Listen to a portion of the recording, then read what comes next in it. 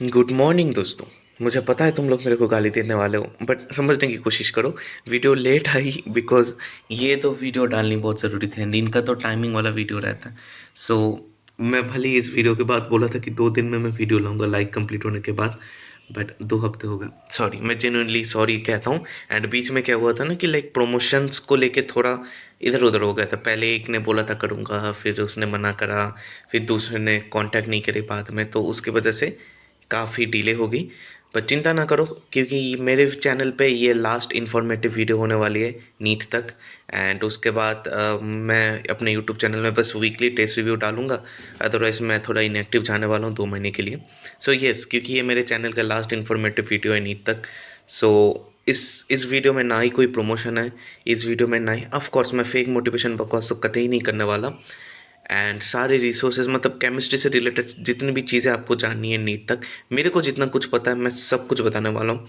Video का length कितने होने वाला है आई don't no, but last video में जैसे तुम लोगों ने, ये क्या था 29 मिनट्स का वीडियो, लास्ट वीडियो में जैसे तुम लोगों ने मेरे को सपोर्ट दिखाया था, जैसे एंड तक वीडियो देखा, जैसे तुमने लाइक सब्सक्राइब एंड हाइप किया वीडियो को, I am expecting same from you guys from this video too. मेरे को जितना कुछ भी जहाँ से भी कुछ भी पता है, I will tell you everything. And without any further delay, let's start the video. सो वीडियो में अगर मैं बताऊं बेसिकली क्या चीज़ है, पहले हम लोग ओवरऑल आइडिया लेंगे तीनों केमिस्ट्री का, फिर हम लोग गोल डिस्कस करेंगे कि अपन का गोल कितना है, रियलिस्टिक गोल, फेक मोटिवेशन वाला नहीं। फिर रिसोर्सेज के बारे में बात करेंगे, सीक्वेंस के बारे में बात करेंगे, उसके बाद प्रोडक्टिविटी के बारे में बात करेंगे और कौन सी चीज़ें नहीं करनी चाहिए वो भी बात करेंगे। एंड रिसोर्सेज मतलब कहाँ से तुम वन शॉट क्रैश कोर्स जो भी है फलाना ढिकाना सब कुछ बात करने वाले। एंड चैप्टर वाइज कौन से तुम सीरीज फॉलो कर सकते हो वो करो, बात करेंगे। एंड उसके बाद NCERT chapter wise tips. Chapter wise tips क्या रहता है बेसिकली, जो एनसीईआरटी की इंडेक्स रहता है ना, मैं लिखा नहीं अपने हाथ से, बट एनसीईआरटी में मैंने मार्कअप कर लिया। चैप्टर वाइज हम लोग बात करेंगे, हर एक चैप्टर को लेके कौन से टॉपिक आपको ध्यान में रखनी चाहिए। सो देखो, फर्स्ट क्वेश्चन जो आता है कि are one shots enough. Bro like there are many levels to student. कुछ लोग हैं जो एकदम ज़ीरो पे है, लाइक उन्होंने केमिस्ट्री का एक भी चैप्टर नहीं पढ़ा। भाई, अगर तुम ड्रॉपर और तुम ऐसे कांड कर रहे हो तो भाई मेरे को नहीं पता तुम क्यों कर रहे हो। एंड अगर तुम 11th के स्टूडेंट हो तो भाई चिंता ना करो, जितना तुम्हारे 11th का सिलेबस है उतना ही करो। अगर तुम क्लास 12th के स्टूडेंट हो, भाई तुम बोर्ड्स पास करके आए हो, तुम्हें आती है चीज़ें, बट बिकॉज क्योंकि तुमने नीट के लिए प्रॉपरली नहीं पढ़ा, क्वेश्चन प्रैक्टिस नहीं करा, तो तुमको लग रहा है कि तुमने करा नहीं है। बट बोर्ड्स वाले स्टूडेंट तुमको आती है, trust me on this. And वही बात है, फिर अल्टीमेटली क्वेश्चन यही रह जाता है कि are one shots enough. Yes, one shots enough अगर तुम सीक्वेंस में करो। तुम भले ही वन शॉट में करो, भले ही तुम डिटेल लेक्चर में करो, अल्टीमेटली तुमको कुछ सीक्वेंस फॉलो करनी पड़ेगी, कुछ चीज़ें तुमको बाय डिफ़ॉल्ट करनी पड़ेगी। मतलब तुम समझ रहे हो, जैसे मान लो एक फ़ोन चला, मतलब तुम यूट्यूब चलाने के लिए तुम्हें अपना फ़ोन ऑन करना पड़ेगा, फिर इंटरनेट ऑन करनी पड़ेगी, देन यूट्यूब खोलना पड़ेगा, देन यू कैन स्क्रॉल। मतलब कुछ डेफिनेट स्टेप्स रहते हैं। तो हर इंसान के लिए वो चीज़ अलग अलग रहती है। लाइक तुम मान लो डिटेल लेक्चर से कर रहे हो तो तुम्हारे बहुत सारे स्टेप्स कट आउट हो जाते हैं, क्योंकि क्लासेस में मास्टरी तुम लोगों को वो चीज़ डिटेल में करा देती है। वन शॉट में तुमको वो चीज़ एक्स्ट्रा करनी पड़ती है, but content on and all same ही रहता है। बट मैं ये नहीं बोलूँगा कि हर एक कंटेंट सेम रहता है, दो चार चीज़ें अलग रहती है। इसलिए मैं बोलूँगा कि क्लासेस के बाद डिटेल क्लासेस के नोट्स एक बार चेकआउट कर लेना कि कोई टॉपिक छूट गया या नहीं, है ना। बाकी वन शॉट से कर सकते हो, डेफिनेटली कर सकते हो। एंड कौन सी चीज़ें दिमाग में रखनी है वो मैं तुम लोगों को इधर के बता दूंगा, ताकि वन शॉट पढ़ते टाइम तुम लोगों को ये पता चले कि भाई साला ये तो करना ही है। एंड मैं जो इधर चीज़ें लिखा हूँ ना, आई डिड इट डिपेंडिंग अपन कि मैंने अभी तक जितने मॉक टेस्ट दिया फिर पीआईक्यू सॉल्व करे, उसके अकॉर्डिंग मेरा जितना लिमिटेड नॉलेज है उस लिमिटेड नॉलेज को मैंने इधर पेल दी, है ना। So video topic wise divide होने वाली है, टॉपिक वाइज वीडियो को डेफिनेटली देखो। पहले इसके बारे में बात करते फिर चैप्टर वाइज बात करते हैं। फर्स्ट अगर बात करें तीनों केमिस्ट्री के बारे में, एक चीज़ मेरे को बहुत बोदर करती थी कि भाई फिजिक्स में टफ टफ फिजिक्स की चीज़ें मैं विजुअलाइज कर पाता था, मैं समझ पाता था, बट साला केमिस्ट्री समझ नहीं पाता था। एंड उसमें मेरे को उतनी दिक्कत नहीं होती थी। दिक्कत मेरे को तब होती थी जो साला जिससे कुछ जिसको कतई कुछ नहीं समझ आता है कि फिजिक्स विजिक्स कुछ भी, मतलब अंडरस्टैंडिंग पावर बहुत कम है, वो लोगों के केमिस्ट्री में बहुत अच्छे नंबर आ रहे थे, मेरे फटके हाथ में आ गई। मैं सोच रहा था कि मैं डिल्यूशन में जी रहा हूँ कि मेरे को चीज़ें समझ आती, बट एक्चुअली तो इनसे केमिस्ट्री पर नहीं, बट मेरे से तो कुछ नहीं हो रहा। फिर मेरे को पता चला कि भाई वही बात है कि केमिस्ट्री समझने जा रहा हूँ, केमिस्ट्री समझना ज़रूरी है, बट इट्स नॉट लाइक कि भाई तुम एकदम समझने बैठ जाओ। इसका प्राइम एग्जांपल है फिजिकल केमिस्ट्री।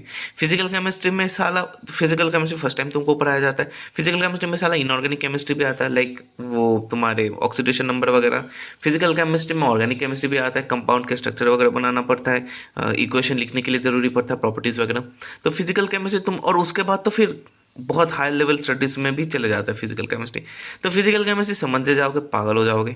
इनऑर्गेनिक केमिस्ट्री हर एक एक्सप्रेशन समझने जाओगे तो पागल हो जाओगे। ऑर्गेनिक केमिस्ट्री तो भाई ये तो सब्जेक्ट ही नहीं है, इसमें तो ये तो अभी भी साइंटिस्ट लोग खुद ही समझ रहे हैं 200 साल से, लास्ट 200 साल से। हमको क्या समझाएंगे? तो एक चीज़ मेरे को बहुत अच्छे से रियलाइज़ हुई कि हाँ, केमिस्ट्री समझ के रटना पड़ेगा, रटना ही पड़ेगा। लाइक जो लोग रटे हैं उनके नंबर आते हैं। लाइक मैं देखा हूँ भाई, लाइक मैं किसी को डिसरिस्पेक्ट नहीं कर रहा हूँ कि भाई वो अच्छे स्टूडेंट खराब स्टूडेंट, डजेंट मैटर भाई। अगर किसी का नंबर आ रहा है तो दैट मीन्स वो अच्छे स्टूडेंट। हाँ, तो जिन लोगों को फिजिक्स विजिक्स कुछ नहीं समझ आता, उनको केमिस्ट्री बहुत अच्छे से समझ आ जाता है, बिकॉज दे रटते हैं, समझ के रटते हैं। डेफिनेटली पूरा तुम रट नहीं सकते हो एकदम सब कुछ, इतना बड़ा सिलेबस है, बट समझ एक बार तुम समझ लो तो तुम्हारे लिए रटना बहुत आसान हो जाता है। तो तीनों सब्जेक्ट के लिए रटना इंपॉर्टेंट है। अगर तुम्हें मेरी बात समझ आ रही है अच्छी बात, नहीं तो एक ड्रॉप के बाद तुमको समझ आ जाएगी कि मैं क्या कह रहा हूँ। उसके बाद देखो, फिजिकल केमिस्ट्री में न्यूमेरिकल, इनऑर्गेनिक केमिस्ट्री में एनसीईआरटी, ऑर्गेनिक केमिस्ट्री में एनसीईआरटी। ये जो सेकंड चीज़ है, दिस इज लाइक मस्ट। मतलब ये जैसे बोलते हैं ना कि भाई ये की फीचर है, तो की फीचर है तीनों तीनों सब्जेक्ट का। उसके बाद जो मैं तुमको बोलूँ कि स्पेशल पॉइंट्स, जो चीज़ मिरेकुलसली काम करी है मेरे लिए एंड बहुतों के लिए एंड आप लोगों के लिए भी काम करी है, दैट इज़ फिजिकल केमिस्ट्री के लिए शॉर्ट नोट्स। वही जैसे कह रहा था, फिजिकल केमिस्ट्री ज़्यादा समझने मत जाओ, शॉर्ट नोट से करो, डायरेक्ट न्यूमेरिकल जो आते हैं वो बन जाते हैं क्वेश्चन।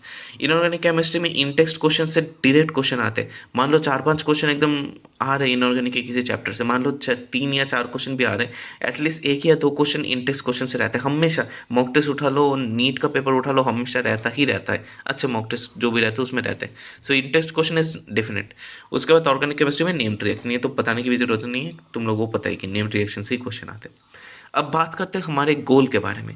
देखो, हम लोगों का टारगेट रहे 1 महीने में केमिस्ट्री निपटाना। भले ही तुम दिन में 14 घंटा पढ़ रहे हो, 15 घंटा पढ़ रहे हो, 5 घंटा 6 घंटा पढ़ रहे हो, डजेंट मैटर। भले ही तुम वन शॉट से पढ़ रहे हो, तुम डिटेल लेक्चर से पढ़ रहे हो, तुम कहीं से भी पढ़ रहे हो। डिटेल लेक्चर खैर खैर पढ़ने का तो टाइम है नहीं, बट तुम कहीं से भी क्रैश कोर्स या वन शॉट कहीं से भी पढ़ रहे हो, अपन का टारगेट है 1 महीने में खत्म करना। एंड अगर आप मेरे ये 60 डेज या 75 डेज वाला चैलेंज फॉलो कर रहे हो, देन आप लोगों को पता है कि हम लोग 3 हफ्ते के अंदर निपटा रहे हैं।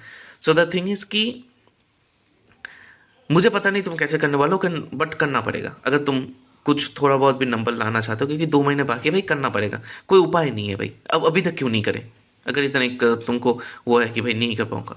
सो मेरी बात समझ पा रहे हो, मैं तुमको मीठी मीठी बातें नहीं कहने वाला। अगर तुमको चाहिए तो तुमको करना पड़ेगा, and it's doable. It's doable, इसलिए मैं कह रहा हूँ। अगर ये इम्पॉसिबल चीज़ होती तो मैं बकवास नहीं बोलता तुम लोगों को, है ना। So it's doable, definitely doable, but तुमको बहुत मेहनत करनी पड़ेगी। सो देखो, और एक चीज़, 1 महीने देखो, ये जो अपन का गोल है ना, अपन कोई फेक एक्सपेक्टेशन नहीं रखने, नहीं फेक स्मार्ट वर्क। ये सारा नया टर्म आया मार्केट में, स्मार्ट वर्क, घंटे का स्मार्ट वर्क। बिना हार्ड वर्क के कुछ नहीं होता। बहुत सारे बहुत लोग हर साल बहुत स्मार्ट वर्क करते हैं। स्मार्ट वर्क का सीन यही रहता है कि भाई हार्ड वर्क से भागने के लिए लोग स्मार्ट वर्क के पास जाते हैं। तो भाई हार्ड वर्क से भागना भागना इज़ नॉट स्मार्ट भाई। तुमको हार्ड वर्क करना ही पड़ेगा स्मार्टली, ये थिंग है। सो हम फेक स्मार्ट वर्क नहीं करने वाले, हम लोग कोई शॉर्टकट तो कतई नहीं लेने वाले। एंड हमारा गोल भी 180 नहीं है ब्रो, लेट्स बी ऑनेस्ट भाई। तो भाई जो जो इंसान शुरू के मई महीने से पढ़ रहा है, कि भाई वो अखंड भूतिया है कि भाई वो शुरू से क्यों पढ़ रहा है। सो तुम समझ रहे हो, 180 अपना टारगेट नहीं है फिलहाल के लिए। फिलहाल के लिए अपन का टारगेट है 120 से 140। ये भी एक बारी में नहीं आने वाला, मार्च एंड तक आने वाला है। तुम समझ पा रहे हो मेरे बात। हाँ, अब उसके बाद डिपेंडिंग अपन योर लेवल, क्योंकि बहुत लोगों का कुछ थोड़ा सा पहले पढ़ के रखा है, कुछ लोग बहुत ही मेहनती होते हैं, एंड कुछ लोग लाइक IQ बहुत, कुछ लोगों को बहुत हाई रहता है। सो वो लोग अपना जो मास है उसको 160-170 तक इंक्रीज कर सकते हैं। कर सकते हैं, हर कोई करेगा आई डोंट नो, बट कर सकते हैं, करते हैं, मतलब करें, मेरी जान पहचान में लोग करें। सो एनीवेज, हमारा टारगेट है 120 से 140। उसके बाद रिसोर्सेज के बारे में थोड़ा डिटेल में बाद में बात करते हैं, बट मैं फ्री रिसोर्सेज पेड रिसोर्सेज दोनों के बारे में बताऊंगा। फ्री रिसोर्सेज में ऑफकोर्स पैसा नहीं लगेगा एंड वैरायटी मिलेगी आपको। पेड रिसोर्सेज में आपको सब कुछ एक ही जगह मिलेगा, तो आपको हेडेक कम होगा। So choose as your wish but carefully. भाई पेड रिसोर्सेज में के बारे में मैं कभी भी बोलता हूँ तो लोग फोमो में गिर जाते हैं कि भाई यही यही अल्टीमेट ट्रूथ है, मैं ये ले लूँगा तो मेरा सिलेक्शन हो जाएगा। ऐसा नहीं होता भाई, फोमो में आके नहीं खरीदना। सोचो, बैठो, देखो तुम्हारे लिए कौन सा इंपॉर्टेंट है। वो जो रिसोर्सेज के बारे में जब बात करेंगे तब मैं आपको क्लियरली समझा दूंगा क्या चीज़ क्या है ना। उसके बाद सीक्वेंस के बारे में बात करूँ भाई, this is very important, listen it carefully. भले ही तुम वन शॉट से कर रहे हो, डिटेल लेक्चर से कर रहे हो, एंड क्रैश कोर्स से कहीं से भी कर रहे हो, doesn't matter, but this is very important, listen to it very carefully. First तुमको नोट्स करना है of main batch. Main batch मतलब मेन बैच, यकीन या फिर तुम एलन के स्टूडेंट हो, अन अकेडमिक स्टूडेंट हो, तुम्हारे क्लासेस के कुछ तो नोट्स रहेंगे। नहीं है तो दोस्त से उठा लो, पीडब्ल्यू के स्टूडेंट्स हो तो तुमको क्लास के पीडीएफ्स मिल जाएंगे, और नहीं तो तुम एल मतलब ऑफलाइन किसी पढ़ते हो तो अपने दोस्त का कॉपी उठा के फोटो खींच लो, जेरोक्स करवा लो, I don't know, whatever you feel like. उस नोट्स को प्रैक्टिस करना है। देखो वन शॉट में तुमको सारे टॉपिक्स क्लियर करवा देंगे, सारे जो कंसेप्ट है वो तुमको समझा देंगे, बट क्वेश्चंस वगैरह बहुत कम रहते। तो मेन बैच के नोट्स से तुमको प्रैक्टिस करना है। तुम वन शॉट या क्रैश कोर्स से करो, दैट्स इनफ। वो करने के बाद तुम्हारे 70-80% चीज़ें हो जाएंगे, बट वो जो बाकी 20% वो तुम्हारे क्लास नोट्स में रहते हैं। सो क्लास नोट्स को डेफिनेटली चेक, क्लास नोट्स के थ्रू ही रिवाइज करना है ना। उसके बाद एनसीईआरटी प्लस होमवर्क। एनसीईआरटी मतलब inorganic chemistry and organic chemistry के लिए NCERT and plus homework, homework जो रहता है। एंड देखो मैं इनऑर्गेनिक एंड ऑर्गेनिक का मतलब ये नहीं बोल रहा हूँ कि फिजिकल केमिस्ट्री नहीं करना है। साला कल या एलन का टेस्ट में एक आया था कि नाइट्रोजन हाइड्रोजन मिला के तुम्हारे क्या बोलते उसको एमोनिया बना रहे थे, एंड हाइड्रोजन की जगह ड्यूटेरियम देके वो जो भी है वो बना रहे थे, एंड उनका मिक्सचर करके इक्विलिब्रियम में पूछ लिया कि वो लोग कितने केमिकल कम। भाई पता नहीं कहाँ से दिया है, मेरे को अभी तक पता नहीं चल रहा है। लोग कुछ लोग बोल रहे हैं कि एनसीईआरटी से दिया है, बट मेरे को अभी तक पता नहीं चल रहा है कहाँ से दिया है। तो ये क्वेश्चंस भी एनसीईआरटी के रहते हैं, है ना, मेरे को भी कल पता चली। सो एनसीईआरटी फिजिकल केमिस्ट्री की भी पढ़नी है। I am not mentioning it because I am saying it मतलब प्रायोरिटी वाइज बोल रहा हूँ। आई बिलीव कि तुम लोग इतना मैच्योर हो कि तुम लोग ये समझ पाओ। अब नहीं हो तो मैं कुछ नहीं कर सकता। उसके बाद शॉर्ट नोट्स या रिएक्शन कॉपी। देखो रिएक्शन कॉपी मतलब ऑर्गेनिक पढ़ रहे हो तो रिएक्शन कॉपी, फिजिकल केमिस्ट्री पढ़ रहे हो तो शॉर्ट नोट्स, ये तुमको बनानी पड़ती है। एंड इनऑर्गेनिक के लिए ज़रूरत है, इनऑर्गेनिक के लिए नोट्स ही 5 बार रटो, क्लास नोट्स वही काफ़ी है, एंड इन डिस्कशन सॉल्व करो। उसके बाद आती है question practice, and question practice के साथ पीआईक्यू। तो देखो क्वेश्चन प्रैक्टिस के लिए अलग अलग मकसद रहता है। अगर मैं फर्स्ट बात करूं कि तुमको सारे मतलब बहुत सारे क्वेश्चंस प्रैक्टिस करने हैं, स्पेशली अगर तुम क्लास 11 के स्टूडेंट्स हो या फिर तुम क्लास 12 के ऐसे स्टूडेंट्स हो जिसका टारगेट 2027 है, 2026 बस ऐसे एक्सपेरिमेंट मतलब एक्सपेरिमेंट के लिए बैठ रहे हो, वो स्टूडेंट्स के लिए बोलूँगा कि तुम एररलेस केमिस्ट्री की जो बुक है वो तुम खरीद लो, एंड जितने भी बुक्स है सबका डिस्क्रिप्शन नीचे रहेगा, तो चेकआउट कर लेना। एंड जिसको डिटेल क्वेश्चन है अभी के लिए, मान लो बोर्ड्स पास करके स्टूडेंट्स या फिर ड्रॉपर जिनको डिटेल क्वेश्चन प्रैक्टिस करना है, एंड मैं पर्सनली जिसको रिकमेंड करूंगा that is like MTG finger tip and NCERT punch, जो भी तुमको सस्ते में मिले दोनों में से कुछ भी एक खरीद लेना, है ना। डिटेल क्वेश्चन इधर आसान क्वेश्चन भी रहेंगे, टफ क्वेश्चन भी रहेंगे, ऐसा नहीं लगता, mix question, everything is there. So yes detail question practice के लिए तुम ये यूज कर सकते हो। एंड लिमिटेड क्वेश्चन प्रैक्टिस के लिए मान लो तुमने क्लास नोट्स वगैरह कर लिया अच्छे से, एंड तुमने थोड़ा बहुत प्रैक्टिस करके रखा, अब तुमको बहुत सारे क्वेश्चन प्रैक्टिस नहीं करने, तुमको कंसाइज क्वेश्चन प्रैक्टिस करने, तुमको बहुत सारा नंबर नहीं लाना है केमिस्ट्री में, जस्ट पासिंग मार्क 120 तक लाना है, देन तुम मिशन 100 का जो कम बैक किट है ना ब्रो, लाइक ट्रस्ट में भाई, मिशन 100 क्या है नहीं है आई डोंट नो, बट मिशन 100 का कमबैक किट का बुक बहुत अच्छा है, लाइक कंसाइज है। मैं ये नहीं बोलूँगा सारे क्वेश्चन है, बट पर चैप्टर 50-60 ही क्वेश्चन है, and questions are very concise. So तुम लोग अगर रिवीजन के टाइम पे पढ़ रहे हो या फिर लाइक तुमको कंसाइज क्वेश्चन प्रैक्टिस करना है, then definitely check it out you can. उसके बाद पीआईक्यू के लिए एमटीजी एंड पीडब्ल्यू, यही दोनों का मेरे को पता है, बाकी का पता नहीं, बाकी अच्छे हो सकते हैं आई डोंट नो, बट इन दोनों का पता है कि इन दोनों का सोल्यूशन मिलता है प्रॉपरली। सो ये दो बुक मैं रिकमेंड करूंगा, लिंक है डिस्क्रिप्शन जैसे कि मैं कह रहा हूँ। उसके बाद पेड कोर्सेस अगर आप ले रहे हो तो आपको ये जो बीच वाला चीज़ है ना, ये चीज़ आपको ऑलरेडी क्लासेस में ही मास्टर बोल देता है या फिर आपको क्लासेस में ही मिल जाता है। सो पेड रिसोर्सेज वालों का वो वाला हेडेक कम हो जाता है, क्योंकि तुमको डीबीपीज वगैरह मिलते हैं एंड क्वेश्चन प्रैक्टिस के लिए बहुत सारे मिलते हैं। सो वही तुम खत्म नहीं कर पाओगे लास्ट 2 महीने में, है ना। सो बुक्स वगैरह तुम्हारे लिए थोड़ा एक्सटेंड हो जाता है। सो ज़्यादा रिसोर्सेज लेके पागल नहीं होना, है ना। जो सेल्फ स्टडी कर रहे हैं वो ये रिसोर्सेज फॉलो करें, एंड जो पेड कोर्सेज ले रहे हो वो सिर्फ पीआईक्यू वाले बुक खरीदें, हैं। उसके बाद प्रोडक्टिविटी, देखो मल्टीपल सेशन लेने हैं 2 घंटे के, हर 2 घंटे के सेशन लेने के बाद रिकॉल करनी है चीज़ें, एंड उसके बाद after some topics check question from NCERT. Check question मतलब पीआईक्यूज देखो एंड एनसीईआरटी देखो। मल्टीपल सेशन, मान लो 10 घंटे का वन शॉट है या फिर 10 घंटे का क्रैश कोर्स है, मान लो हो सकता है ना, लाइक मल्टीपल लेक्चर के अलग क्रैश कोर्स, तो हर 2 घंटे बाद तुमको एक ब्रेक लेना है। अब 2 घंटा मतलब मैं लेक्चर के 2 घंटा बोल रहा हूँ, 10 घंटे में 2 घंटा। अब वो 2 घंटा लेक्चर तुम 2x पे देख के 1 घंटे में खत्म कर रहे हो, 1.5 घंटे में खत्म कर रहे हो, it depends upon you. But उधर का 2 घंटे का जो कंटेंट बोलूँ लेक्चर का, वो करने के बाद थोड़ा ब्रेक लेना, क्योंकि तुम्हारे दिमाग में चीज़ें घुसती जाएगी बट तुम उसको रिटेन नहीं कर पाओगे until unless you are like doing some recall, मतलब कॉन्शियसली रिकॉल मतलब ऐसा नहीं कि भाई फिर से तुम पढ़ लिए अभी तुम फिर से एकदम नोट शुरू से पढ़ने लगो, नहीं। ऐसे तुमने पढ़ लिया, देन यू लाइक अच्छा मास्टर ने क्या पढ़ा था, ये हाँ बस इतना ही।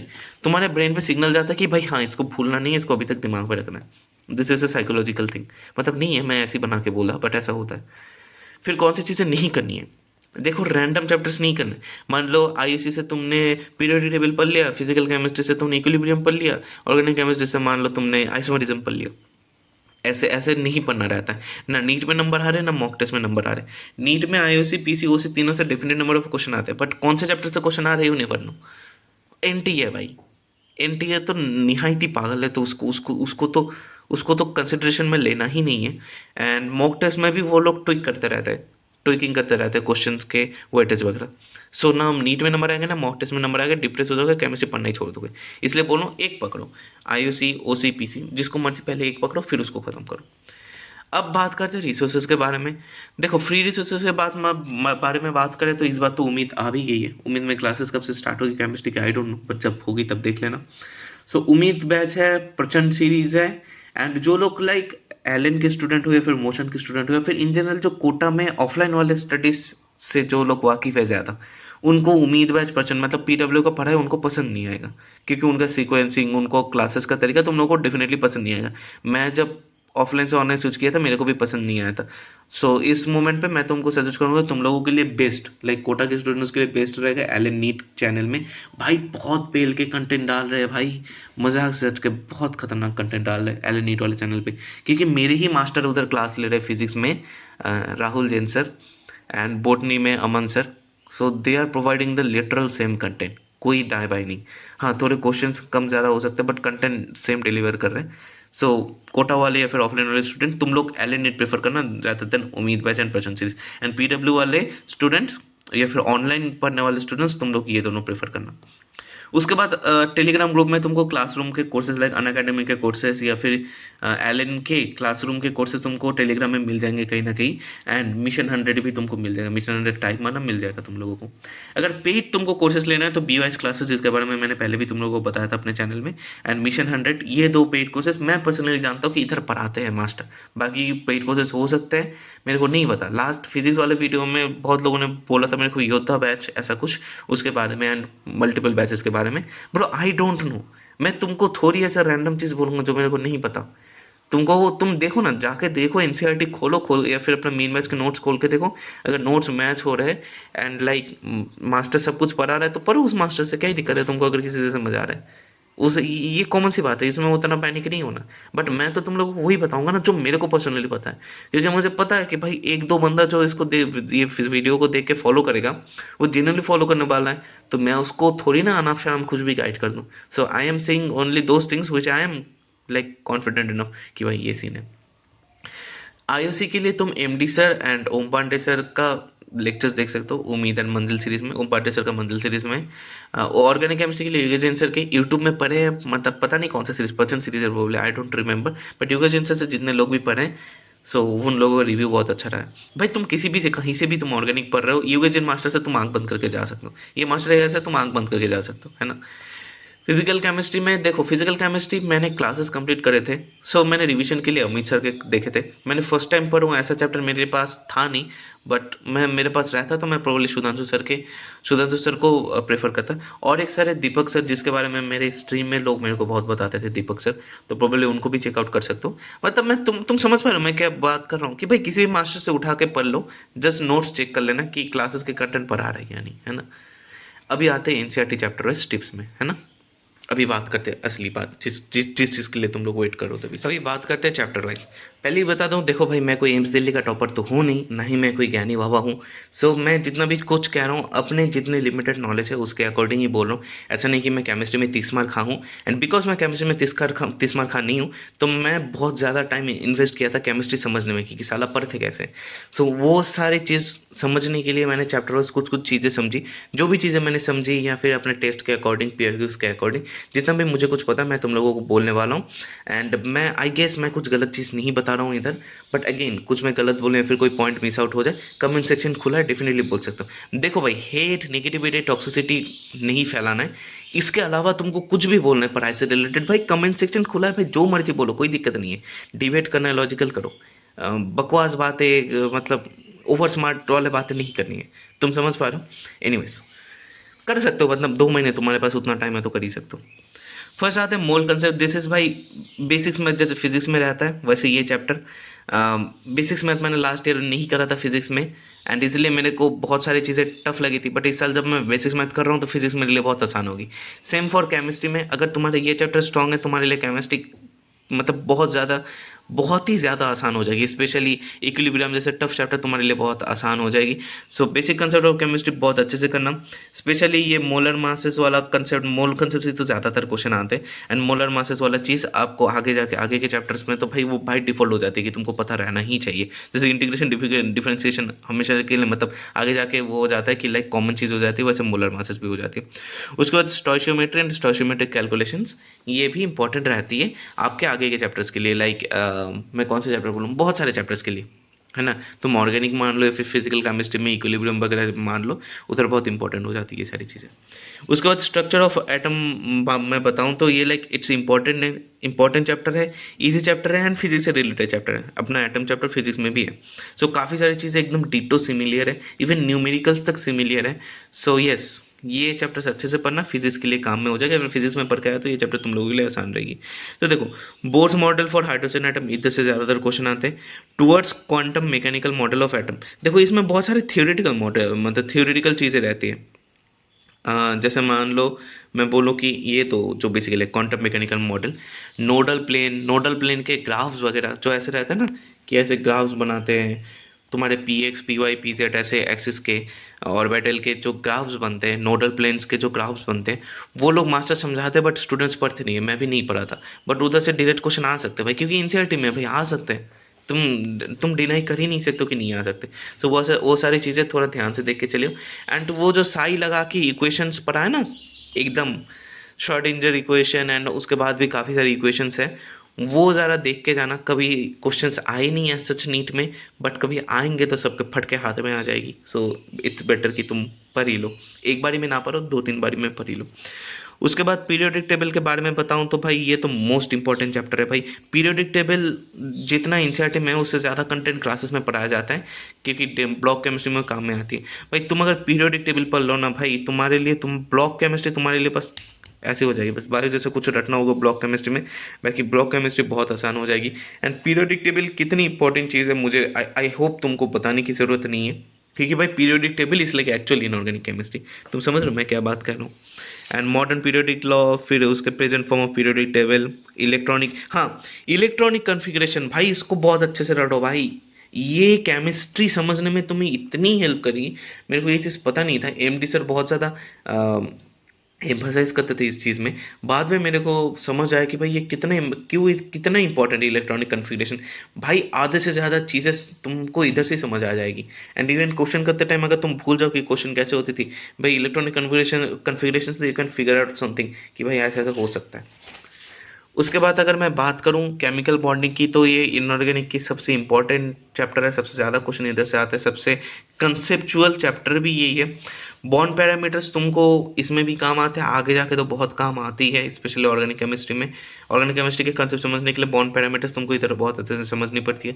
Valence bond theory, hybridization, molecular orbital theory. Hybridization तो हमेशा ही काम में आती है, ये दोनों तो क्वेश्चन आते हैं पहल के। एंड हाइड्रोजन बॉन्डिंग ऐसा चीज़ है, मुझे बताने की ज़रूरत नहीं है, पूरा ऑर्गेनिक केमिस्ट्री बनी है इसके ऊपर।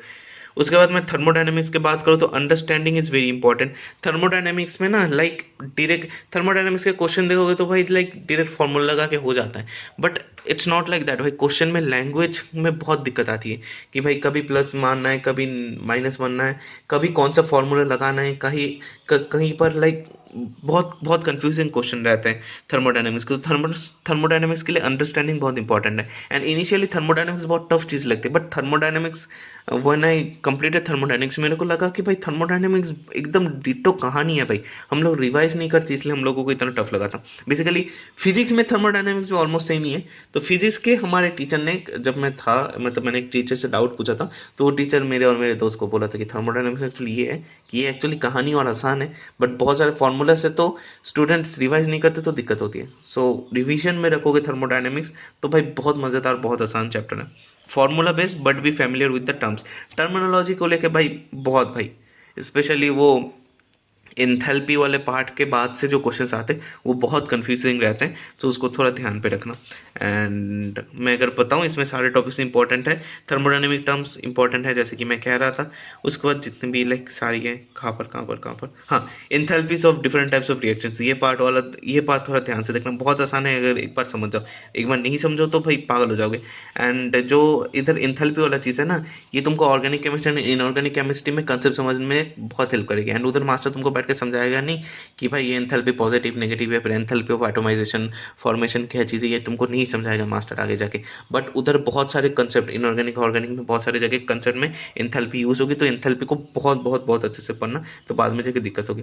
गिब्स एनर्जी भी आगे जाके फिजिकल केमिस्ट्री में ही आती है। इक्विलिब्रियम की बात करूँ तो लिटरल भाई मौत है, भाई मौत का फरमान है ये। सबको ही पता है कि बहुत टफ लगता है। केमिकल इक्विलिब्रियम फिर भी उतर जाए तो आयनिक इक्विलिब्रियम में मर ही जाते हैं लोग। सो केमिकल इक्विलिब्रियम में जितना ना तुमको ये रहता है कि भाई फार्मूला से क्वेश्चन आते हैं, काफ़ी ज़्यादा इंपॉर्टेंट वो हो जाता है कि क्वेश्चन कैसे करें, वो स्टेप्स बहुत ज़्यादा इंपॉर्टेंट हो जाते हैं। So definitely check it out. So 11 का पहला वाला पार्ट खत्म। अभी 11 के दूसरे वाले पार्ट के बारे में बात करें तो देखो, रिडॉक्स रिएक्शन बताने की जरूरत नहीं। इलेक्ट्रोकेमिस्ट्री एंड इनऑर्गेनिक केमिस्ट्री में बहुत ज़्यादा important oxidation number.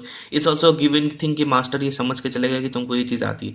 Physical chemistry की नहीं, लाइक इनऑर्गेनिक एंड ऑर्गेनिक के मास्टर। इनऑर्गेनिक में खैर तुमको और एक बार समझाएंगे ऑक्सीडेशन नंबर, बट मास्टर्स मान के चलेगा कि तुमको थोड़ा बहुत आता है। So like redox chapter important है आगे के लिए, एंड इधर से भी डेट क्वेश्चन बनते हैं। And like redox reaction is like basically mole concept type he chapter है, बहुत ज़्यादा टफ नहीं, क्वेश्चन टाइप है, तुम करोगे 2-4 बार हो जाएगी।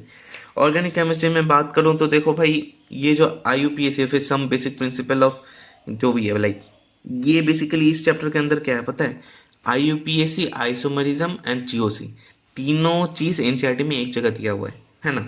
बट मैं तुमको कुछ इंटरेस्टिंग चीज़ें बताऊंगा कि नोमेनक्लेचर एंड आइसोमरिज्म, ये जो चीज़ है ना, अपन को क्लासेस में भले ही बहुत ज़्यादा पढ़ाते हैं, बट नोमेनक्लेचर एंड आइसोमरिज्म ये आगे आगे आता है। लाइक हर चैप्टर में नोमेनक्लेचर आएगा। ऑर्गेनिक मैं तुमको आगे जाके भी दिखाऊंगा, मार्क करके दिखाऊंगा कि ऑर्गेनिक के हर एक चैप्टर में नोमेनक्लेचर आता है, ऑर्गेनिक के हर एक चैप्टर में आइसोमरिज्म आता है। सो इसलिए मैं पर्सनली बिलीव करता हूँ, जब तुम ऑर्गेनिक केमिस्ट्री पढ़ना स्टार्ट करो, देन IUPAC एंड आइसोमरिज्म में बहुत ज़्यादा टाइम वेस्ट ना करो। हाँ, आइसोमरिज्म में फिर भी तुमको थोड़ा बहुत समझना रहता है, IUPAC में बहुत ज़्यादा टाइम वेस्ट ना करो।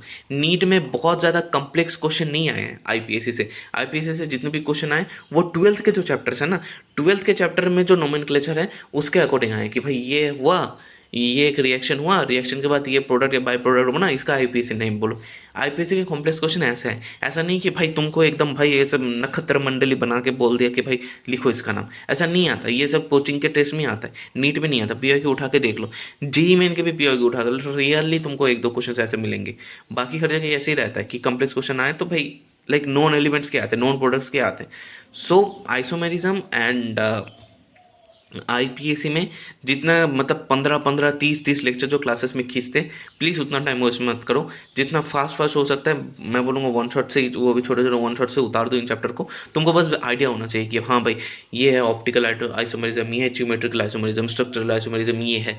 तुमको ऐसा वाला आइडिया रहना चाहिए IUPAC में कि भाई हाँ ऐसे नेमिंग शेमिंग होती है, ऐसे करते रहते हैं, बस हाँ इतना ही जितना तुमको बेसिक इंपॉर्टेंट है। क्योंकि आगे जा इधर तुम जो टाइम बचा के GOC में जितना टाइम दोगे ना, उतना तुम्हारे लिए ज़्यादा बहुत ही ज़्यादा बेनिफिशियल होगा, ट्रस्ट में।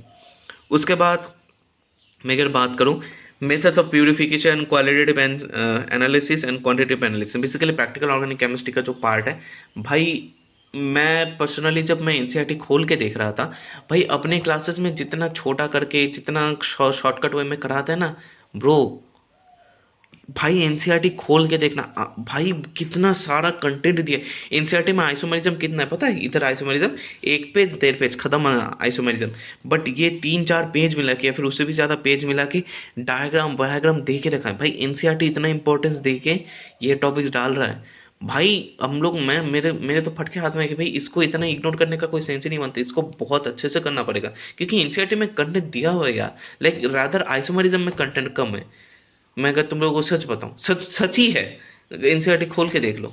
सो ये वाला पार्ट अच्छे से करना। मेरे को पता नहीं क्यों लग रहा है कि खैर प्रैक्टिकल ऑर्गेनिक केमिस्ट्री से क्वेश्चन आ ही रहे हैं लास्ट 2-3 साल से, बट मेरे को पर्सनली लग रहा है कि इस बार आ सकते हैं बहुत सारे क्वेश्चन। हाइड्रोकार्बन के बारे में बताऊं तो हाइड्रोकार्बन से डायरेक्ट क्वेश्चन आते हैं भले। अच्छा हाँ, मैं ये एक चीज़ ये भी बता दूं कि ऑर्गेनिक केमिस्ट्री मेरी बहुत वीक है। सो मैं जितना भी बोल रहा हूँ ऑर्गेनिक केमिस्ट्री मान के चलना, इससे और 4-5 गुना चीज़ें ज़्यादा ही रहेगी। बट मेरे को जितना नॉलेज है मैं उसके अकॉर्डिंग ही बोलूँ। सो एनीवेज, हाइड्रोकार्बन की जो बात कर रहा था, हाइड्रोकार्बन के मैं जितने मॉक टेस्ट एलन के मॉक टेस्ट में क्वेश्चन देख रहा था कि इधर से डायरेक्ट क्वेश्चन आते हैं। सो आई गेस इधर से डायरेक्ट क्वेश्चन ही आते होंगे। सो 11 भी खत्म, 11 पार्ट 2। अभी चलो 12 की बात करते हैं। 12th पार्ट 1 की अगर बात करें, मैं फर्स्ट चैप्टर है सोल्यूशन। भाई सोल्यूशन एक ऐसा चैप्टर है ना भाई, थियोरेटिकल है थोड़ा सा। लाइक मैं अगर बताऊं तुम लोगों को कि न्यूमेरिकल्स, ये हाँ पेल के न्यूमेरिकल, राउल्स लॉ वगैरह, हेनरीज लॉ, पेल के न्यूमेरिकल्स है। बट थियोरेटिकल चीज़ भी बहुत सारे हैं सोल्यूशन में, क्योंकि मतलब क्लास 12 के मेजोरिटी चैप्टर्स वैसे रहते हैं क्योंकि बोर्ड्स वगैरह रहते हैं ना। सॉल्युबिलिटी जो चीज़ है, सॉल्युबिलिटी मतलब गैस, लिक्विड में गैस, लिक्विड में लिक्विड, अलग अलग टाइप के जो सॉल्युबिलिटी रहते हैं ये सारे एनसीईआरटी में है with given examples. And in हर एक सॉल्युबिलिटी के लिए फैक्टर्स अलग अलग रहते हैं कि हाँ भाई तुम्हारे गैस में गैस का सोल्यूशन, गैस में लिक्विड का सोल्यूशन, उसके लिए फैक्टर अलग अलग रहते हैं। तुम्हारे क्लास नोट्स में मास्टर ऑलरेडी करा के रखें, तो उसको ध्यान पे रखना कि पूछ सकते हैं थियोरेटिकल क्वेश्चन, है ना। एंड थियोरेटिकल क्वेश्चन पूछे ना पूछे तुमको न्यूमेरिकल करने में काम में आएगी आगे जाके। आइडियल नॉन आइडियल सोल्यूशन तुमको समझने का तो समझ आ जाएगा, जो ग्राफ्स वगैरह है ना, ऐसे ऐसे रूल लोगों को रट ही जाते हैं ग्राफ्स, बट एग्जाम्पल लोग नहीं रट रहे। बट पीआरक्यू तुम जाके देखोगे, पीआरक्यू में बहुत जगह ऐसे पूछा है कि आइडियल सोल्यूशन का एग्जाम्पल देके पूछा है कि भाई इसका और इसका सोल्यूशन जो है, इसका ग्राफ कैसे बनने वाला है। तो अगर तुमको नहीं पता होगा कि आइडियल नॉन आइडियल सोल्यूशन का एग्जांपल्स क्या है, तो तुम कैसे भले तुम कितना भी ग्राफ रट के जाओ, बट तुम अगर आइडेंटिफाई नहीं कर पाओ कि भाई ये कौन सा आइडियल नॉन आइडियल है, तो फिर कोई फायदा नहीं। तो इसके एग्जांपल्स रट लेना, ऐसे लिख के दीवार पे चिपका देना। क्योंकि मैं अभी वीडियो बनाते टाइम मेरे को भी याद है कि मेरे को याद नहीं आ रहा, सो मैं भी इसको लिख के दीवार पर टांग दे रहा हूँ अभी ये वीडियो खत्म होने के बाद ही। उसके बाद कॉलिगेटिव प्रॉपर्टी एंड उसके बाद एब्नॉर्मल मोलर मास, ये फार्मूला बेस्ड है। फार्मूला बेस्ड, एकदम डायरेक्ट फार्मूला बेस्ड है, मजाक से हट के, like straight up direct formula based question है। एंड तुम लोगों को क्वेश्चंस बन भी जाएंगे अगर तुम प्रैक्टिस करोगे। सो ये क्या सोल्यूशन, सोल्यूशन मेरे को कंपेरेटिवली बहुत ईजी चैप्टर ही लगता है। मतलब आने के इक्विलिब्रियम से तो आसान ही लगता है। इलेक्ट्रोकेमिस्ट्री भाई मौत है, जैसे इक्विलिब्रियम था ये मौत है भाई, ये एक्चुअल में मौत है। मेरे को समझ नहीं आता साला ये चैप्टर के बारे में क्या ही करूँ। ध्यान से पढ़ो, जो चीज़ है सब कुछ पढ़ो भैंस किया। नर्स इक्वेशन से पेल के क्वेश्चन आते हैं, तो Nernst equation definitely by default, like पूरे टॉपिक में तुमको ये चीज़ तो अच्छे से आनी चाहिए नर्स इक्वेशन, क्योंकि डायरेक्ट क्वेश्चन आते हैं, है ना। उसके बाद मैं बात करूँ केमिकल काइनेटिक्स। केमिकल काइनेटिक्स मेरे को पता नहीं बहुत लोगों के लिए क्यों टफ लगता है, बट केमिकल काइनेटिक्स जेन्युइनली बहुत आसान, लाइक लेजिट लिटरली बहुत आसान चीज़ है। प्रोबेबली लोग ज़्यादा एक्सप्लोर करने जाते हैं केमिकल काइनेटिक्स, मतलब केमिकल काइनेटिक्स एक्चुअली आसान है, इसलिए लोग ज़्यादा समझने जाते हैं। इलेक्ट्रोकेमिस्ट्री में कोई समझ नहीं जाता। इलेक्ट्रोकेमिस्ट्री में बोलते कि मास्टर फॉर्मूला दे अपन क्वेश्चन कर दे, मास्टर नर्स इक्वेशन दे हम लोग क्वेश्चन करते हैं। बट ये केमिकल काइनेटिक्स क्योंकि थोड़ा अंडरस्टैंडिंग रहती है, थोड़ी इजी रहती है, लोग समझने जाते हैं। एंड अगेन मैं जैसे बोला कि ज़्यादा समझने जाओगे तो मर जाओगे। सो यस, केमिकल काइनेटिक्स ज़्यादा नहीं समझ के डायरेक्ट फार्मूला लगा के क्वेश्चन करने की कोशिश करो, देखो तुम्हारे सारे पेयर क्यों बन जा रहे हैं। एंड केमिकल काइनेटिक्स का कुछ पार्ट तुमको बाद में जाके लाइक फिजिक्स में भी काम आती है, मॉडर्न फिजिक्स में। Rate of chemical reaction, zeroth order, first order. मान देखो अगर कोचिंग सेंटर में ना सेकंड ऑर्डर थर्ड ऑर्डर भैंस क्या कहने, तो ऑर्डर बहुत कुछ पढ़ाते हैं, देख लेना फॉर्मूला लिख लेना भाई, बट नहीं आता भाई। जीरो फर्स्ट ऑर्डर में कैप अप है एनसीईआरटी में एंड नीट के सिलेबस में भी। उसके बाद मैं बात करूँ factors influencing rate of reaction, इधर से थ्योरेटिकल क्वेश्चन बनते हैं, तो इसको दिमाग पे रखना। उसके बाद temperature dependence on the rate of reaction, वही तो थ्योरेटिकल क्वेश्चन। उसके बाद डी एंड ए ब्लॉक, भाई एनसीईआरटी थोड़ी सी कम्प्लेक्स है। लाइक इनऑर्गेनिक केमिस्ट्री की मैं अगर इन जनरल बात करूँ, डी एंड ए ब्लॉक की एनसीईआरटी थोड़ी नहीं काफ़ी कॉम्प्लेक्स है। एंड खुद पढ़ोगे तो समझ नहीं आएगा, मास्टर तुमको ग्राफ्स वगैरह एक्सप्लेन करेगा। एक्सप्लेन में करते टाइम मैं तुमको बता देता हूँ कि डी एंड ए ब्लॉक में बहुत सारे ट्रेंड्स ऐसे रहते हैं कि भाई जो ग्राफ के फॉर्मेट में दिया रहता है या फिर ट्रेंड्स कुछ रहते हैं, अटपटे से ट्रेंड रहते हैं, तो उसको याद करना मुश्किल हो जाता है। तो जो भी तुमको याद करने के लिए दिक्कत हो रही है, जैसे मान लो डी ब्लॉक में 3D सीरीज में मान लो कोई एक पर्टिकुलर प्रॉपर्टी के ऊपर तुमको कोई उसका ट्रेंड पूछ रहा है कि इसका ट्रेंड कैसा है, तुमको याद नहीं आ रहा है तो यूट्यूब में सर्च करो। यूट्यूब में ना बहुत अच्छे अच्छे तरीके रहते हैं, निमोनिक्स रहते हैं बहुत सारे। निमोनिक्स ना भी रहे तो मैंने एक बार देखा था, पी ब्लॉक के लिए मैंने देखा था बेसिकली, कि उधर एक ग्राफ ऐसे बना के देखा था, एल शेप ग्राफ एंड उल्टा एल शेप ग्राफ, ऐसे ग्राफ के थ्रू रटवा दिया था। And like it was like so easy for me to remember recall those things. तो यूट्यूब में सर्च करना बहुत सारे भरे पड़े, डिफरेंटली चेक इट आउट। अगर मैं बात करूं डी एंड डेव ब्लॉक में इलेक्ट्रॉनिक कॉन्फ़िगरेशन, भाई बहुत इंपॉर्टेंट है यार। डी एंड डेव ब्लॉक में आधी चीज़ें तो साला इससे एक्सप्लेन हो जाती है, कंसेप्चुअली बहुत आसान हो जाएगी तुम लोगों के लिए, रटने के लिए बहुत बहुत बहुत बहुत आसान हो जाएगी। तो इलेक्ट्रॉनिक कॉन्फ़िगरेशन बहुत बहुत बहुत अच्छे से करना डी एंड डेव ब्लॉक के लिए। उसके बाद general properties of transition elements, ये तो थ्योरेटिकल क्वेश्चन जो बनते हैं, मतलब इनऑर्गेनिक में कहाँ ही न्यूमेरिकल थ्योरेटिकली नहीं क्वेश्चन बनते हैं। लेंथेन और टेक्टोनॉइड्स जो है, इसमें भी देखो अगेन मैं इसमें वही सेम चीज़ में बार बार, पता है मेरे को, मैं ये चीज़ दोहरा रहा हूँ, बट अगेन मैं फिर से बोल रहा हूँ कि लेंथेन और टेक्टोनॉइड ज़्यादा समझने मत जाओ। इधर एनसीईआरटी में कंटेंट लिमिटेड है लैंथेनॉइड मतलब ए ब्लॉक एलिमेंट्स के, एंड घुमा फिरा के सेम ही क्वेश्चन आते हैं, इसलिए क्लासेस में मास्टर भी तुमको नोट्स लिमिटेड ही बनाता है, क्योंकि इधर से डायरेक्ट क्वेश्चंस बनते हैं, है ना। ये तुमको समझनी पड़ेगी कि ये लैंथेनॉइड एक्टिनॉइड जो भी एलिमेंट्स है ना, ये अभी भी लाइक एक्सपेरिमेंट के अंदर है, people are still experimenting on this. तो इसको लेके बहुत ज़्यादा नॉलेज साइंटिस्ट लोगों को ही नहीं है। सो तुम साइंटिस्ट बन के ज़्यादा समझने मत जाओ, जितना एनसीईआरटी में रट लो उधर से डायरेक्ट क्वेश्चन आते हैं। उसके बाद सब में application of D and A blocks elements, इधर से थियोरेटिकल क्वेश्चन बनते हैं। कोऑर्डिनेशन कंपाउंड बोलो तो ये है क्लास 12 का conceptual, but as compare to chemical bonding मेरे को कोऑर्डिनेशन कंपाउंड आसान ही लगता है, क्योंकि बोर्ड्स के टाइम पढ़ा था। एंड प्रेसिपिटेशन वाले क्वेश्चन तुम लोगों को पता ही होगा, जब करोगे तुम लोगों को पता चलेगा कि वो क्लोराइड देके कॉम्प्लेक्स के बाहर कितने क्लोराइड रहते हैं उसके ऊपर डिपेंड करता है कि कितना प्रेसिपिटेट बनेगा। सो वो वाले क्वेश्चन देख लेना थोड़ा सा। उसके बाद नोमेनक्लेचर ऑफ कोऑर्डिनेशन कंपाउंड, ये बहुत आसान चीज़ है, एंड इधर से क्वेश्चन आते हैं मतलब 200% भाई, 3 क्वेश्चन आते हैं, एक क्वेश्चन इधर से आने का चांसेस बहुत ज़्यादा रहते हैं। आइसोमेरिज्म भी सेम रहता है कोऑर्डिनेशन कंपाउंड के लिए, कि इंपॉर्टेंट टॉपिक है। उसके बाद bonding in coordination compound, bonding in metal carbonyls, ये जो है ये कंसेप्चुअल टॉपिक है, एक मतलब बहुत ज़्यादा हार्ड नहीं है अगर तुम एक बार समझ जाओ। वही बेसिकली बैक बॉन्डिंग वगैरह तुम लोगों को इधर काम आता है, वो वाला कंसेप्ट फैकेंडी ऑर्बिटल वगैरह। उसके बाद importance and application of coordination compound, इधर से तुम लोगों को वो मिलता है थ्योरेटिकल क्वेश्चन। तो क्लास 12 का पार्ट 1 खत्म। अभी मैं बात करूँ क्लास 12 पार्ट 2। सो प्रैक्टिकल ऑर्गेनिक केमिस्ट्री बहुत इंपॉर्टेंट है, जैसे कि मैं पहले कह रहा हूँ, इसमें तो भाई बहुत सारे क्वेश्चन और आते हैं, जैसे मैंने पहले बताया था। अब देखो हेलो एल्केन, अभी जो ऑर्गेनिक वाला पार्ट है ना, मैं खुद इस चीज़ को पढ़ रहा हूँ, सो मैं तुम लोगों को बहुत ज़्यादा ज्ञान नहीं पेल सकता हूँ। जैसे कि देख रहे हो कि बहुत कुछ मैं लिख के नहीं रखा हूँ, मैं बस इधर वो नोमेनक्लेचर वाला पार्ट मार्क करके रखा हूँ, जैसे कि मैंने तुम लोगों को पहले बोला था कि नोमेनक्लेचर हर एक चैप्टर में आएंगे, है ना। सो वही बात है। सो देखो ऑर्गेनिक केमिस्ट्री क्लास 12 की जितनी है ना, ये इट्स डिपेंड्स अपॉन भाई तुमको कितना जीओसी, आईयूपीएसी, आइसोमेरिज्म ये पहले से आता है। जितना तुमको वो चीज़ पहले से आएगा, ये देखो मैं पहले बता रहा हूँ कि जैसे अपन को एलएन में ऐसे पढ़ाया था, मैं जब कोटा में था अपन को ऐसा रहता है, फिर कोटा में ही ऐसे पढ़ाया था कि जीओसी 1 जीओसी 2 देन ये चैप्टर्स 1-2 लेक्चर में कैप अप कर देते हैं। तो मैं ऐसे पढ़ा हूँ, बट पीडब्ल्यू या फिर आकाश में ऐसे पढ़ाते हैं जैसे एनसीईआरटी में, कि जीओसी पहले थोड़ा सा पढ़ा देते, देन बाकी जो रिएक्शन वगैरह आते वो इन कंसेक्यूटिव चैप्टर्स में पढ़ा देते। सो मेरा सीक्वेंस पढ़ने का अलग है एंड तुम लोगों को पढ़ने का सीक्वेंस अलग रहेगा। सो उसके रिगार्डिंग मैं अगर नॉर्मली बताऊँ, सो ये जो चैप्टर्स है बेसिकली हर एक चैप्टर में तुमको कुछ ना कुछ रिएक्शन मैकेनिज्म एंड रिएक्शंस कैसे करते हैं वो सारी चीज़ें तुमको सिखाएंगे, कि भाई प्रोडक्ट कैसे निकालते हैं। एंड इधर आ जाती है कंसेप्चुअल पार्ट ऑर्गेनिक की, एंड इधर तुमको समझना होगा। इधर तुमको रटने से कोई फ़ायदा नहीं होगा, क्योंकि डायरेक्ट क्वेश्चन आ जाए तो रटने से तुम्हारे डायरेक्ट आंसर बन जाएंगे, बट एनसीईआरटी घुमा के दे ही सकता है question. And it's not like कि भाई जी एडवांस लेवल का क्वेश्चन नहीं बना, भाई बहुत बेसिक लेवल ही रहता है, कि तुमको ऐसा बोल के बोलते हैं कि भाई अभी निकालो प्रोडक्ट निकालो, बाई प्रोडक्ट्स निकालो, एंड उसमें कितने आइसोमर्स है ये सब निकालो, ऐसे क्वेश्चन आ सकते हैं। सो रिएक्शंस को क्या रहना कि जो बेसिक नेम्ड रिएक्शंस है उनको तो रटना ही है, प्लस उनके मैकेनिज्म को भी समझना है। एक बार 2-3 बार हाथ से लिखो, थिंग्स आर डुएबल, क्योंकि तुम एक बात तो रट के रख ही रहे हो, तो तुम अगर अटक जाओगे तो तुम अपने रटने वाले मेमोरी से ही याद कर सकते हो। अच्छा चलो, क्योंकि तुमको पहले से आंसर पता है ना कि भाई ये आंसर रहता है, तो उसके अकॉर्डिंग तुम मैकेनिज्म को लिख सकते हो। बट तुमको एक दो बार मैकेनिज्म समझनी पड़ेगी, बिना समझे तुम नहीं कर पाओगे ये चीज़, है ना। मुझे पता नहीं तुम लोग कितना समझ पाओगे, कि मैं क्यों समझ पा, मैं तुम लोगों को क्या समझाने की कोशिश कर रहा हूँ। बट एनीवेज जब करोगे समझ आ जाएगी मैं क्या बात कर रहा हूँ। एंड इधर से डायरेक्ट क्वेश्चन आते हैं, जैसे कि नेम रिएक्शंस वगैरह से। And P I Q definitely करना इन वाले पार्ट से, कि तुम लोगों को पता चलेगा कि वैरायटी ऑफ क्वेश्चंस क्या रहते हैं।